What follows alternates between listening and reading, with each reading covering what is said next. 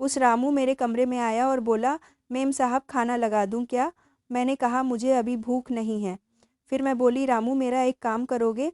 तो रामू बोला, बिल्कुल करेंगे मैम साहब। मैंने कहा, रामू मेरी तबीयत ठीक नहीं लग रही, थोड़ा सा तेल गरम करके लाओ, मेरे हाथ पैर दबा दो और मेरी मालिश भी कर देना। रामू बोला, ठीक है मैम साहब, हम तेल गरम करके लाते हैं।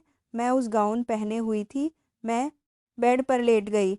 रामू 5 मिनट में तेल गर्म करके मेरे कमरे में आ गया और वहीं खड़ा हो गया। मैंने अपना गाउन घुटनों तक उठा दिया और कहा, रामू मेरे पैरों को तेल लगाकर मालिश कर दो। रामू जी मैम साहब करके मेरे पैरों को तेल की मालिश करने लगा। मैंने जानबूझकर अपना गाउन ऊपर उठा लिया ताकि रामू को अपने जलवे दिखा सकूं। रामू मेरे पैरों की मालिश करते हुए मेरी टांगों को घूर रहा था। रामू की उंगली की पकड़ पहले से भी ज़्यादा तेज हो गई थी। फिर मैं पलट गई और बोली, रामू मेरी पीठ की भी मालिश कर दो, बहुत दर्द हो रहा है। मैं थोड़ा सा हिचकिचाने लगा। उसने कहा, मैम साहब मैं ये नहीं कर सकता। मैंने कहा, रामू देखो तुम्हें शर्माने की कोई ज़रूरत नहीं है, मैंने तुम्हें अपने काम पर रखा हुआ है और इस मालिश के पैसे मैं तुम्हें अलग से दूंगी ताकि तुम्हारा भी घर अच्छे से चल सके। मैंने उसे पैसों का लालच दिया। रामू ने मेरे गाउन पीठ से उठाकर पीठ की मालिश चालू कर दी। मैंने दीवार पर लगे शीशे में देख लिया कि अब वह मेरे बदन को घूर रहा था। मैंने कहा, रामू मेरी पीठ पर अच्छे से मसाज करो। वह कांपते हाथों से मेरी पीठ की मसाज कर रहा था। उसके हाथ बहुत ज़्यादा कांप रहे थे। थोड़ी देर बाद में पलट के सीधी हो गई और बोली, रामू अब मेरे पेट की भी मालिश करो। रामू बोला, मैम साहब ये क्या कह रही हो? रामू बुरी तरह से कांप रहा था और हिचकिचाने लगा कि रामू खुद से पहले नहीं करने वाला। वह चाहता था कि पहले मैं करूं। वो थोड़ा शर्मीला था, इसलिए मैंने उसके दोनों हाथ पकड़कर अपने, हेलो दोस्तों, स्वागत है आप सभी का हमारी एक और रोमांचक स्टोरी में। उम्मीद करती हूँ कि आपको ये कहानी बेहद पसंद आएगी। मेरा नाम रोमा है और मैं 24 साल की खूबसूरत महिला हूँ। मेरी शादी को 3 साल हो चुके हैं। जीवन में मुझे हर सुख मिला, मगर एक वो सुख नहीं मिल पाया जो एक औरत चाहती है, और वह सुख था मेरे पति का प्यार। मेरे पति एक बड़े बिजनेसमैन हैं और बिजनेस के चलते वह हमेशा घर से बाहर ही रहते हैं। मेरे पास सुख साधन संपत्ति सब है, मगर जिस चीज़ को हमेशा मैं अपने साथ चाहती हूँ वह मेरे पास नहीं है, और वह है मेरा पति, और उनका प्यार मुझे नहीं मिलता। मेरे घर में एक नौकर भी है जिसका नाम रामू है और उसकी उम्र 22 साल है। वह भी यहाँ का रहने वाला है और वह भी शादीशुदा है, लेकिन उसकी पत्नी बिहार में ही रहती है और वह भी अपनी पत्नी का प्यार पाने के लिए तड़पता है। पिछले साल की बात है कि मेरे पति जब घर आए थे, एक दिन रुके और पूरा दिन फ़ोन पर ही लगे रहे और रात में मुझे बोले कि वह 1 महीने के लिए अमेरिका जा रहे हैं बिजनेस के सिलसिले में। उस रात में फूट फूट कर रोई थी। हर बार मेरा पति जब भी घर आता वो सिर्फ एक दिन के लिए ही रुकते और जो उन्हें करना होता करके फिर चले जाते, और मैं हमेशा की तरह अपने पति के प्यार के लिए तरसती रह जाती। यह भी कोई रिश्ता है? उनके घर से जाने के बाद मैंने खूब शराब पी और मेरी तबीयत खराब हो गई। मेरे नौकर रामू ने मुझे अस्पताल में भर्ती कराया। इलाज के बाद मुझे घर ले आया और बहुत सेवा की। तबीयत ठीक होने के बाद मैंने एक दिन उसे बुलाकर उसका धन्यवाद किया। रामू बोला, मैम साहब हम तो आपके मुलाजिम हैं, आपकी खातिर करना हमारा काम है। हम अपनी गरीबी के चलते बीवी बच्चों से दूर हैं, यहाँ कमाई के लिए पड़े हैं, और आप सब कुछ होते हुए भी अपने पति से दूर हैं। माफ़ करना मैम साहब, ज़्यादा बोल दिया। हमारी जब से शादी हुई है हम अपनी पत्नी के पास सिर्फ 2 महीने ही रह पाए थे, उसके बाद से 1 साल हो गया है और अभी तक हम अपनी घरवाली से नहीं मिलते हैं। बहुत याद आती है उसकी, मगर कमाएंगे नहीं तो घर कैसे चल पाएगा। मैंने उसे पैसे दिए और कहा, जाओ अपने घर हो आओ, और बोला, नहीं मैम साहब हम ये पैसे घर भेजेंगे ताकि हमारा घर चलता रहे। हम आपकी सेवा में यहीं पर रहेंगे। आपका बहुत बहुत धन्यवाद। वैसे भी मालिक घर पर नहीं है तो हमें ही आपका ख्याल रखना होगा। रामू की बातें मेरे दिल को छू गई कि यह गरीब इंसान अपनी पत्नी को इतना प्यार करता है, और एक मेरे पति है कि उन्हें मेरी याद भी नहीं आती। कितना तड़पता होगा वह यहाँ पर अपनी बीवी के बिना, ठीक वैसे ही जैसे मैं अपने पति के बगैर। मैं तभी मुझे एक बुरा ख्याल आया कि हम दोनों एक दूसरे की तड़प को भी तो दूर कर सकते हैं। तब से मेरी नज़र रामू के लिए बदल गई। एक दिन वो घर में सफाई कर रहा था। उस समय उसने सिर्फ नीचे एक हाफ पैंट पहन रखी थी। उसकी मसल्स बुझाए और बदन को देखकर मुझे कुछ कुछ होने लगा था। मैंने ठान लिया कि रामू के साथ उसकी और अपनी दोनों की चाहत मिटा लूँगी मैं। उसे अपने करीब लाने के लिए नए-नए तरीके अपनाती, लेकिन उसका ध्यान हमेशा घर के कामों पर ही रहता।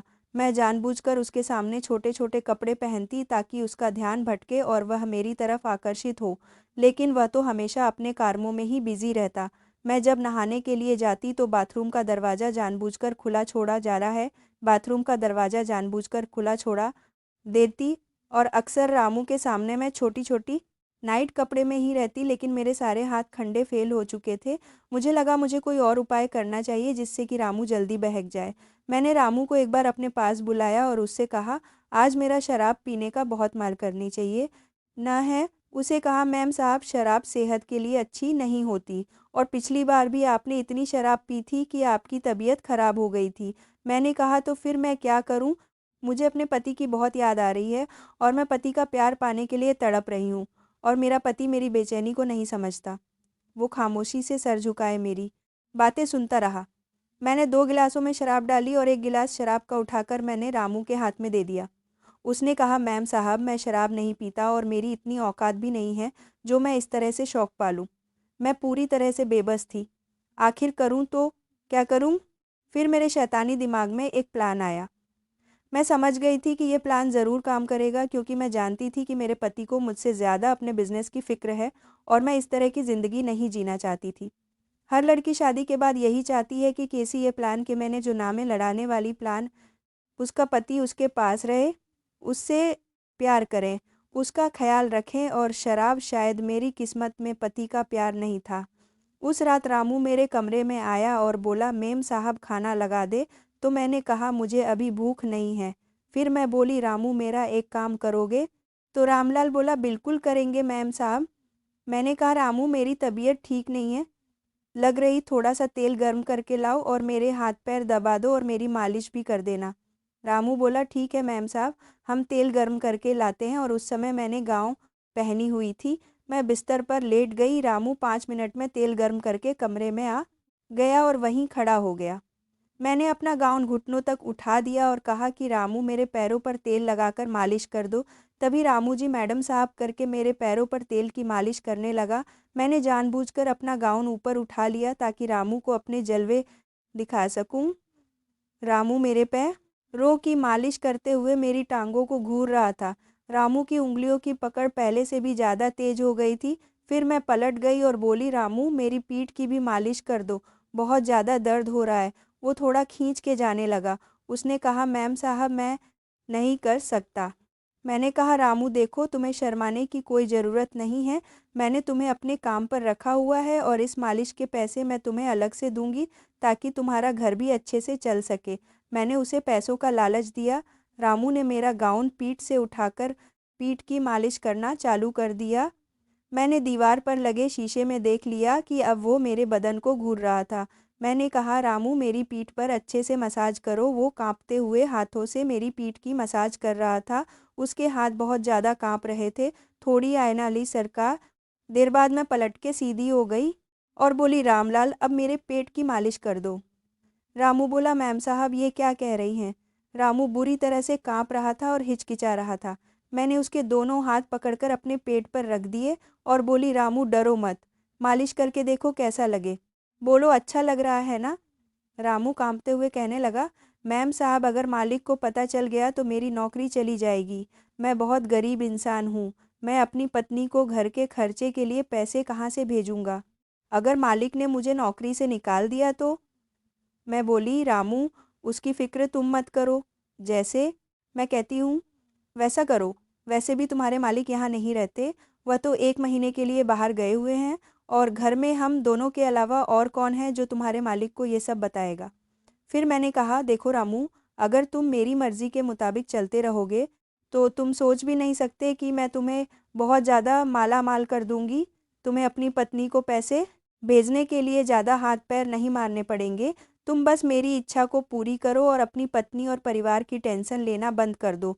मैं हूँ ना तुम्हारे साथ, मैं सब ठीक कर दूँगी और तुम्हारे परिवार का सारा खर्चा मैं खुद उठाऊँगी।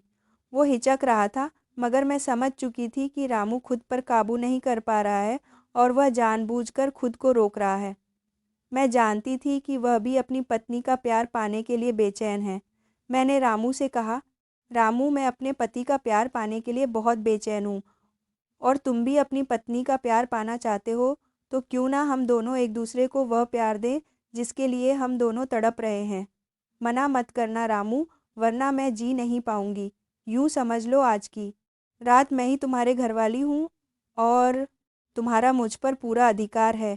इतना कहकर मैंने उसे अपनी बाह में जकड़ लिया, लेकिन रामू ने मुझे एक ही झटके में खुद से दूर कर दिया और मेरे पैरों में चादर उठाकर मेरे पूरे बदन को ढक दिया और वो सर झुकाकर अपने हाथों को जोड़कर खड़ा हो गया और कहने लगा कि मैम साहब ये हमसे नहीं होगा।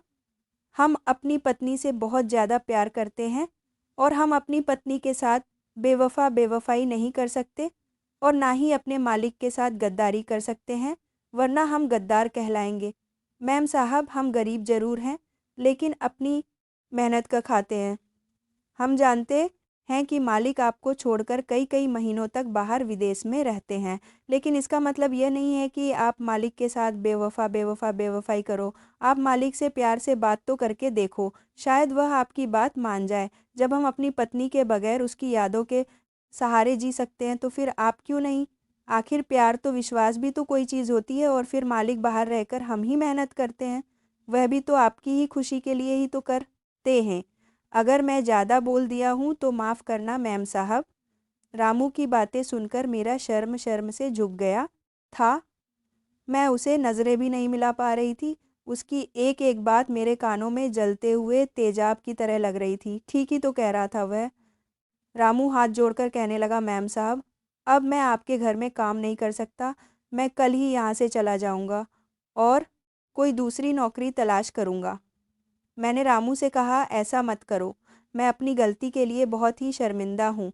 तुम क्यों नौकरी छोड़ रहे हो?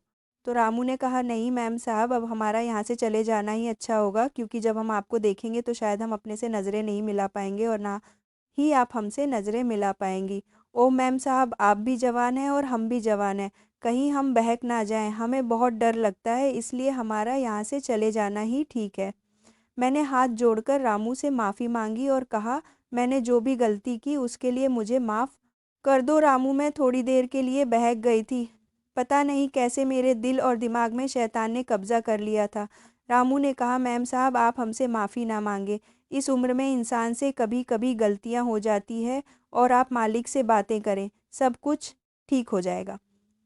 इतना कहकर अगले ही दिन रामू अपना सारा सामान उठाकर हमारे घर से हमेशा हमेशा के लिए चला गया। जाते जाते रामू ने मुझे माफ़ तो कर दिया था, लेकिन मेरी गलतियों की वजह से बेचारे गरीब रामू को इस नौकरी को छोड़ना पड़ा। मैंने अपनी गलतियों की वजह से एक अच्छे और भोले भाले शरीफ नौकर को खो दिया था। तो दोस्तों यह थी आज की कहानी। आपकी क्या राय है इस कहानी पर? हमें कमेंट में ज़रूर बताएं। वीडियो अच्छी लगी हो तो लाइक करें, शेयर करें और चैनल सब्सक्राइब करें। धन्यवाद। जल्दी मिलते हैं आपसे एक नई स्टोरी के साथ।